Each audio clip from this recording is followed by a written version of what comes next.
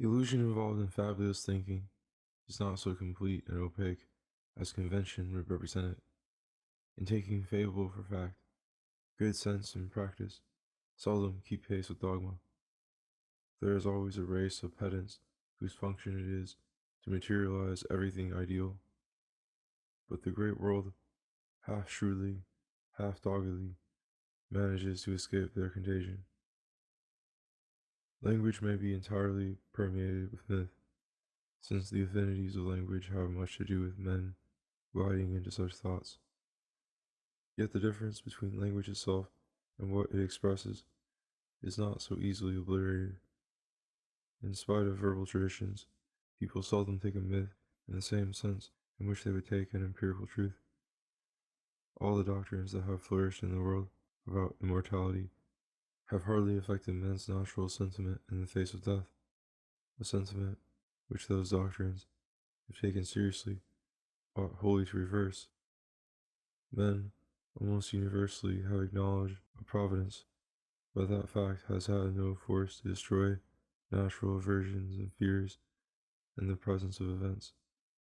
And yet, if Providence had ever really been trusted, those preferences would all have lapsed, being seen to be blind, rebellious, and blasphemous. Prayer among sane people has never superseded practical efforts to secure the desired end, a proof that the sphere of expression was never really confused with that of reality. Indeed, such a confusion, if it had passed from theory to practice, would have changed mythology into madness. With rare exceptions, this declension has not occurred, and myths have been taken with a grain of salt, which not only made them digestible, but heightened the savor. It is always by its applicability to things known, not by its revelation of things unknown and irrelevant, that a myth at its birth appeals to mankind. When it has lost its symbolic value and sunk to the level of merely false information, only an inert and stupid tradition can keep it above water. Yet if the myth was originally accepted, it could not be for this falsity plainly written on its face. It was accepted because it was understood, because it was seen to express reality in an eloquent metaphor. Its function was to show up some phase of experience in its totality and moral issue. As in a map, we reduce everything geographically in order to overlook it better in its true relations. Had those symbols for a moment descended to the plane of reality, they would have lost their meaning and dignity. They would tell us merely that they themselves existed bodily, which would be false, while about the real configuration of life, they would no longer tell us anything.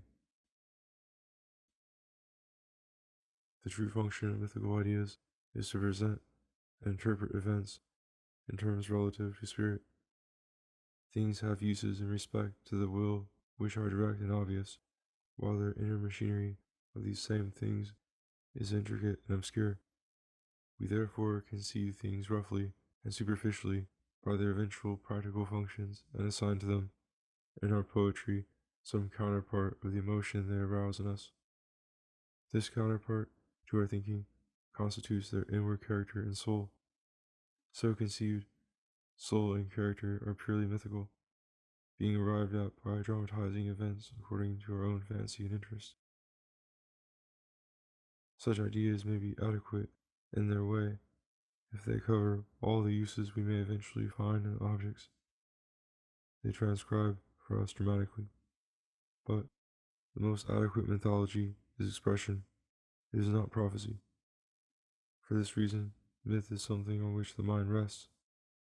It is an ideal interpretation in which the phenomena are digested and transmuted into human energy, into imaginative harmonies. Scientific formulas, on the contrary, cry aloud for retranslation into perpetual terms. They are like tight ropes, on which a man may walk, but on which he cannot stand still. These unstable symbols lead, however, to real facts and define their experimental relations.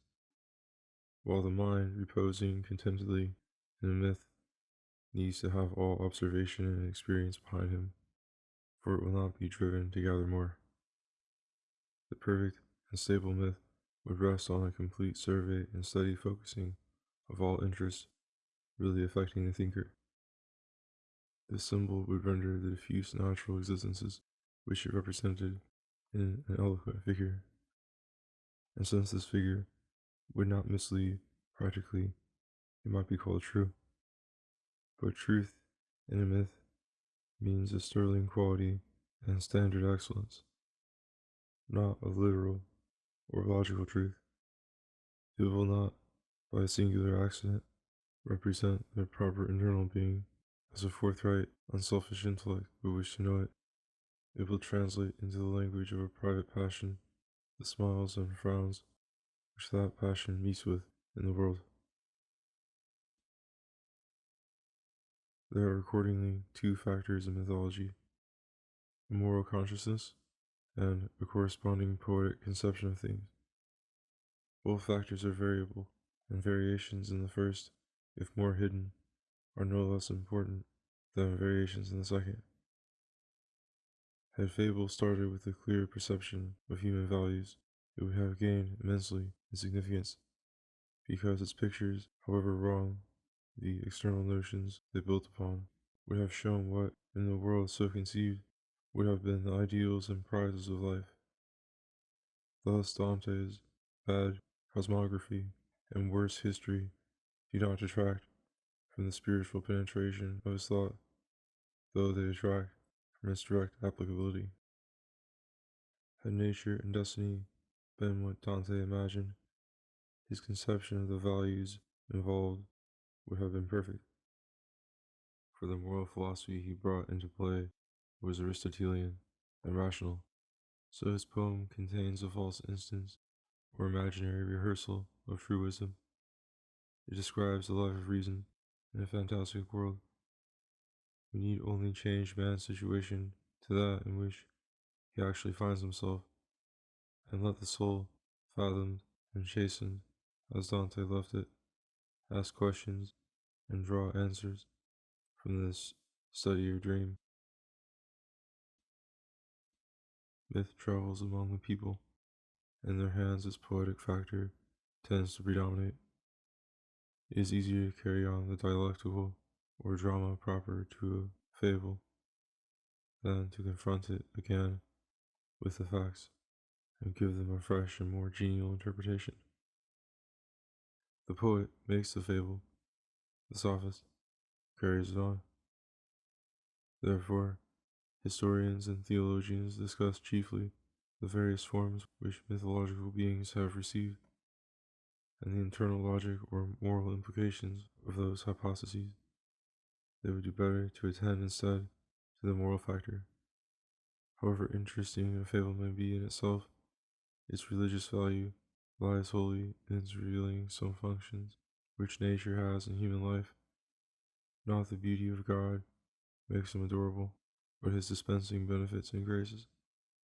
Side by side with Apollo, a god having moral functions, and consequently inspiring a fervent cult and tending himself to assume a moral character, there may be a Helios or a Phaethon, poetic figures expressing just as well the sun's physical operation and no less capable, if the theologian took hold of them, of suggesting psychological problems. The moral factor, however, was not found in these minor deities. Only a verbal and sensuous poetry have been employed in defining them. The needs and hopes of mankind have been ignored. Apollo, on the contrary, in personifying the sun, had embodied also the sun's relations to human welfare, the vitality, the healing, the enlightenment, the lyric joy flowing into man's heart, that, from that highest source of his physical being, are all beautifully represented in God's figure and fable. The religion of Apollo is therefore a true religion, as religions may be true. The mythology which created the god rested on a deep, observant sense for moral values, and drew a vivid, if partial, picture of the ideal, attaching it significantly to its natural ground. The first function of mythology was to justify magic, but when mythology first appears in Western literature, it already possesses a highly articulate form. The gods are distinct personalities, with attributes and histories which it is hard to divine the source of, and which suggest no obvious rational interpretation. The historian is therefore in the same position as a child who inherits a great religion. The gods and their doings are prima facie facts in his world, like any other facts, objective beings that convention puts him in the presence of, and with which he begins by having social relations. He envisages them with respect and obedience, or with careless defiance, long before he thinks of questioning or proving their existence. The attitude he assumes towards them makes them, in the first instance, factors in his moral world. Much subsequent skepticism and rationalizing philosophy will not avail to efface the vestiges of that early communion with familiar gods. It is hard to reduce to objects of science what are essentially factors in moral intercourse. All thoughts on religion remain accordingly colored with passion, and are felt to be, above all, a test of loyalty and an index to virtue. The more decorative, unfathomable, and opaque is the prevalent idea of the gods, the harder it is for a rational feeling to establish itself in their regard. Sometimes the most complete historical enlightenment will not suffice to dispel the shadow which their moral influence casts over the mind. In vain do we discard their fable and the thin proofs of their existence when, in spite of ourselves, we still live in their presence. This pathetic phenomenon is characteristic of religious minds that have outgrown their traditional faith without being able to restate the natural grounds and moral values of that somehow precious system in which they no longer believe. The dead gods, in such cases, leave ghosts behind them because the moral forces which the gods once expressed, and which, of course, remain unarticulate, and therefore, in their dumbness, these moral forces persistently suggest their only known but now discredited symbols. To regain moral freedom, without which knowledge cannot be put to its rational use in the government of life, we must rediscover the origin of the gods, reduce them analytically to their natural and moral constituents, and then proceed to rearrange those materials without any quantitative loss in forms appropriate to a mature reflection.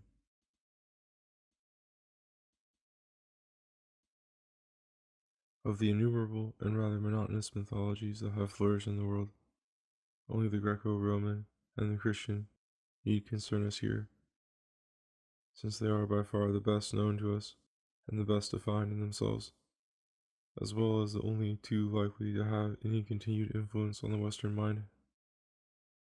Both these systems presuppose a long prior development. The gods of Greece and of Israel have a full-blown character when we first meet them in literature. In both cases, however, we are fortunate in being able to trace somewhat further back the history of mythology, and do not depend merely on philosophic analysis to reach the elements which we seek. In the Vedic hymns, there survives a record of religion remarkably like the Greek in spirit, but less dramatic and articulate in form. The gods of the Vedas are unmistakably natural elements. Vulcan is there nothing but fire, Jupiter nothing but the sky. This patriarchal people, fresh from the highlands, had not yet been infected with the manias and diseases of the jungle. It lived simply, rationally, piously, loving all natural joys, and delighted with all the instruments of a rude but pure civilization. It saluted without servility the forces of nature which ministered to its needs. It burst into song in the presence of the magnificent panorama spread out before it, day sky and night sky, dawn and gloaming, clouds, thunder and rain, rivers, cattle and horses, grain, fruit, fire, and wine, nor were their social sanctities neglected. Commemoration was made of the stages of mortal life, of the bonds of love and kinship, of peace, of battle, and of mourning for the dead. By a very intelligible figure and analogies, the winds became shepherds, the clouds flocks, the day a conqueror, the dawn a maid, the night a wise sibyl, and mysterious consort of heaven. These personifications were tentative and vague, and the consequent mythology was a system of rhetoric rather than of theology. The various gods had interchangeable attributes, and by voluntary confusion, quite in the manner of later Hindu poetry, each became on occasion any or all of the others. Here, the Indian pantheistic vertigo begins to appear. Many dark superstitions, no doubt, bubbled up in the torrent of that plastic reverie. For this people, clean and natural as on the whole the Greeks themselves, heirs to kindred general traditions, retain some childish and obscene practices in their worship. But such hobgoblins naturally vanish under a clear and beneficent sun and are scattered by healthy mountain breezes. A cheerful people knows how to take them lightly, play with them, laugh at them, and turn them again into figures of speech. Among the early speakers of Sanskrit, even more than among the Greeks, the natural religion seems to have been nothing but a poetic naturalism. Such a mythology, however, is exceedingly plastic and unstable. If the poet is observant and renews his impressions, his myths will become more and more accurate descriptions of the facts, and his hypotheses about phenomena will tend to be expressed more and more in terms of the phenomena themselves. That is, will tend to become scientific. If, on the contrary, and as usually happens, the inner suggestions and fertility of his fables absorb his interest, and he neglects to consult his external perceptions any further, or even forgets that any such perceptions originally inspired the myth, he will tend to become a dramatic poet, guided henceforth in his fictions only by his knowledge and love of human life. When we transport ourselves in fancy to patriarchal epochs and Arcadian scenes, we can well feel the inevitable tendency of the mind to mythologize and give its myths a more and more dramatic character. The phenomena of nature, unintelligible rationally but immensely impressive, must somehow be described and digested. But while they compel attention, they do not, after a while, enlarge understanding. Husbandmen's lore is profound, practical, poetic, superstitious, but it is singularly stagnant. The cycle of natural changes goes in perpetual round, and the plowman's mind, caught in that narrow vortex, plods and plods after the seasons. Apart from an occasional flood, drought, or pestilence, nothing breaks his laborer's torpor. The most cursory inspection of field and sky yields him information enough for his needs. Practical knowledge with him is all instinct and tradition. His mythology can, for that very reason, ride on nature with a looser rein. If at the same time, however, his circumstances are auspicious, and he feels practically secure, he will have much leisure to ripen inwardly and to think. He will hasten to unfold in meditation the abstract potentialities of his mind, his social and ideal passions, his aptitude for art and fancy will arouse within him a far keener and more varied experience than his outer life can supply. Yet all his fortunes continue to be determined by external circumstances and have for their theater this given and uncontrollable world, some conception of nature and the gods, that is, in his case, some mythology, must therefore remain before him and stand in his mind for the real forces controlling experience. His moral powers and interests have meantime notably developed. His sense for social relations has grown clear and full in proportion as his observation of nature has sunk into dull routine.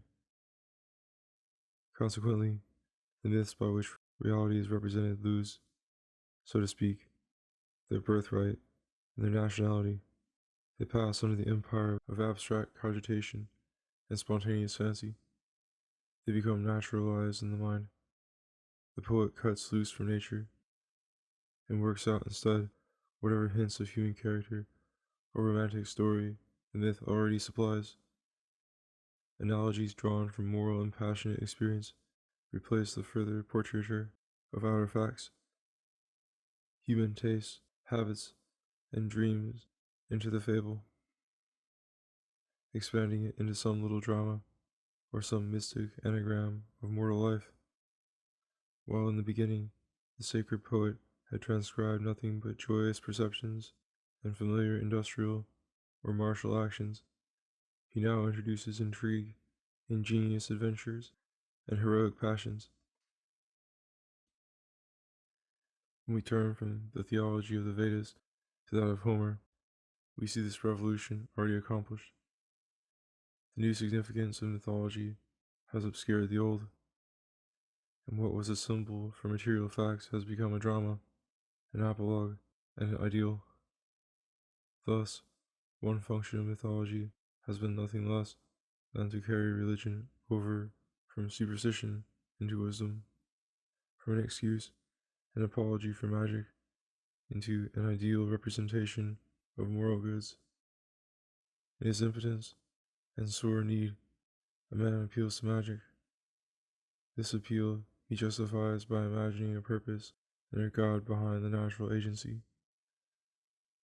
But after his accounts with the phenomena are settled by his own labor and patience, he continues to be fascinated by the invisible spirit he has evoked.